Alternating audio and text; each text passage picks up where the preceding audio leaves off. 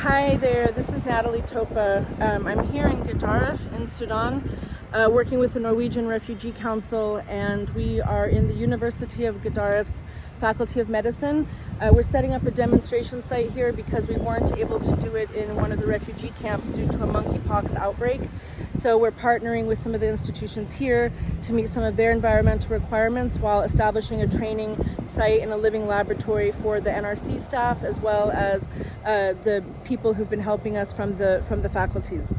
I feel compelled to make this video not only to show what we've done here in this sponge garden, but really because I'm seeing what's happening in Somalia. And I keep seeing these appeals for money and emergency response, which is very important. Obviously, people need to eat, and we have real emergencies in Somalia. But what I see is the absence of the understanding of just basic biology and ecology and hydrological cycles and carbon cycles. In a refugee camp, we have so many materials that often get burned or just thrown away. And those include things like dried grasses and shrubs and dried leaves, carton boxes, paper boxes, food waste. Even if people have very low food security, they may often still have potato peels or banana peels in Somalia. You know, culturally, Somalis will eat bananas with every meal if they can. So banana peels, bones from meat, eggs, not as much in a refugee camp context unless there's a solid market there. But point is that there's a lot of different streams of resources that should be recovered to build soil and restore the function of soil around a camp. Yes, we know that rains have failed, and what we need to understand is that that is in very large part a function of the lack of trees. The vegetative cover has been removed. Somalia was the second largest exporter of bananas in the whole of Africa not that long ago, 70s, 80s. So what happened to that? What happened to all the vegetative cover that used to be there? Well, a lot of different things. People often say, oh, it's of no fault of Somalia's that they have this drought and climate change. Absolutely, countries in the global south don't have the same contribution to carbon emissions and things like that. But there are definitely ways that humans are organizing energy or removing energy from the landscape, which has a massive impact. And I would say that the drought in Somalia is in part due to climate change, but in very large part due to the total denuding of the landscape. And one thing I also want to talk about is the fact that millions of livestock are exported every single year from Somalia to Mecca in Saudi Arabia for Hajj. And those animals graze down the landscape of Somalia, removing the vegetative cover, removing the carbon and nutrient cycles. Additionally, 70 to 80% of charcoal that is produced in Somalia is exported to Dubai and to Saudi Arabia, especially around the time of Hajj. So the nutrient cover, the vegetative cover, the root systems, the trees, the perennial stability of Somali landscape is actively being removed. And we know there are charcoal cartels and all those things that are actively removing the trees from the landscape and exporting that, that biomass to Saudi to be burned to cook the same animals that are grazing down the land. So let's understand this as a local issue. So I'm here in Sudan. We're heading into the dry season. We've only got a few rains left. And in a place like this, there's so many types of biomass and carbonaceous material and resources, that can be used to make gardens. So I want to show you what we've done here in 3 days. We have NRC staff, and we have lecturers and faculty from the University of Gadaref, which has been quite amazing. But what we've done here, I don't know if you can see my shirt, rainwater harvesting from Drylands and Beyond. You can purchase this at Brad Lancaster's website. Also some very cool hats on Planting the Rain. I don't know if you can see the back of my shirt, Plant the Rain. So here we've made a water harvesting garden. We have designed this on contour using very basic survey tools like A-frames. And this system has been dug on contour, many different strategies layered in, not just one big thing, but many small strategies and interventions across the landscape to passively harvest water. And this before was completely blank, just like that area there, and water would just sheet off and exit through those two drains. What we've done, and I'm going to take you on a walkthrough of the whole system, is to establish a whole circuit of fill and spill structures, because even if it doesn't rain here often, and I want to say this especially for Somalia, the rains have failed, but they haven't totally failed. It will rain at some point. Shame on us if we have not designed the landscape with throats in the land to drink and drink and drink as much of the water as it can when the rain finally does come. I saw a picture last week of a flooded parking lot, flooded road in Somalia. It is a lake of shame. There is no excuse now for NGOs, donors to not be funding this activity to ensure that no matter how little, no matter how small the volumes of water are that fall on the land, they are harvested, every single drop, into the soil to feed the soil life, which can feed plant life, okay? So, starting at the top of our system, if we didn't have this concrete sidewalk, we would be able to, I would take water off of this road, do road water harvesting and pull that into the system. But we can't do that. So we only have this area, which I'm calling a sponge garden. We do this at a sponge farm level. We also made what I call a sponge village in Uganda. So water starts to fall in a rainfall and it will start to fill these structures. Here we're going to plant trees. I'll make a video at the end when we've mulched everything.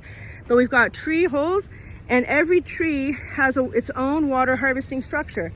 And there's a plan for exit of every point of water. So when water fills up here, this will spill to the next smile berm. We call it a smile because it looks like a smile. And it will fill and spill to here, fill and spill to this bioswale. This is a bioswale on contour that we cap so water doesn't come out of the edges. We happen to have a lot of stones here in this garden, so we put them to use. Here we've made a silt trap, making little stony berms around the existing trees, which we're also going to prune using FMNR. Hi, Tony Renato. Here is our spillway. We have a stone armored spillway. So when this whole swale fills up with water, it will exit here between these two garden beds. These two garden beds have been dug to a depth of 60 centimeters each and packed full of green material like leaves, brown material like dead grasses, carton boxes, food waste, manure, charcoal. Biochar, I won't explain the science of it now, but essentially it has trillions of microscopic little holes that become apartment buildings for soil microorganisms, and it increases the capacity of soil to sequester atmospheric carbon, increasing the fertility and richness of the soil to feed plant life. So all the black stuff you see is charcoal dust and powder. So water is going to exit from our swale through the spillway between these beds, make its way now into the second swale, and then from this swale it will spill into a series of smile berms. So it will fill these trees, which will fill these smile berms, which will fill these smile berms, and then we'll exit out of those drains. Those drains, you can even see by the buildup of organic material around and all the soil eroding around here, was carrying a lot of water across this site. But this will be greatly reduced because we now have increased the capacity of this land to hold and soak and drink and quench so much that the fertility is just going to increase over time. Some other of the small details, we've added bamboo trellises. Bamboo, let's get bamboo into every camp for gray water systems. Household gray water can be put into gray water mulch basins. You know, you pour the water on the mulch and the mulch can safely clean, feeds carbon, which feeds fungi, which locks up the soaps, and then breaks the material down to give fertility and moisture security to plants that are planted around. So the bamboo serves a purpose of increasing verticality. So we have 3-dimensional gardens, not just one level. It will, especially with a perennial plant, will cover and create shade for the swale, so we reduce the evaporation of water inside the bioswale. It increases our surface area for growing, so especially if I have a small space, I don't only want to grow on the ground, but up and even over the top if we can do a roof-type trellis. It creates microclimate, so we have little micro habitats throughout the system, and it will increase the shade that goes on the garden. On that, the sun sets here, so this is a food forest that will protect much of the system from the evening, the harshest sun of the day, which is the west sun. This also increases the shade likewise, so that things on the east side will be shaded from that harsh west sun. So yes, this is a food forest where we're going to be planting a number of different types of trees. We have bananas, papayas, grapefruit, custard apple, orange, pomegranate. In this context, I say look in the Holy Quran and the Quranic species, which many of them are very well adapted to this region. Likewise in Somalia, and they are traditionally a part of the food basket. Dates, pomegranates, figs, grapes have traditionally grown, guavas, oranges, citrus throughout Somalia, throughout Sudan. They're in the Quran, and so that also helps support heritage security. The other thing we have are these insect hotels. So because we had large numbers of rocks, we piled them up to make insect hotels. And the purpose of insect hotels, again, is to create a little micro habitat, a little hotel for little lizards and frogs, and yes, maybe sometimes snakes, and other spiders and such that help to regulate the system and do biological pest control. So they that can mean they are predators of pests. They may be beneficial microorganisms. So we're layering in many different types of strategies. These are especially dryland strategies. But what I want everyone to understand is by doing this, and this is a small scale, okay? This can definitely happen in a refugee camp, but the same principles in a larger landscape within a watershed will help to immediately harvest water to feed life and activate seeds in the soil. And we can, I'm not saying that we are going to drought-proof the entirety of Somalia in one foul swoop, but let's start strategically in hydrological corridors, definitely around the camps where we have plenty of human nutrient, poo-poo and pee-pee, which can go into feeding plants, trees, nitrogenous trees like the indigenous acacia.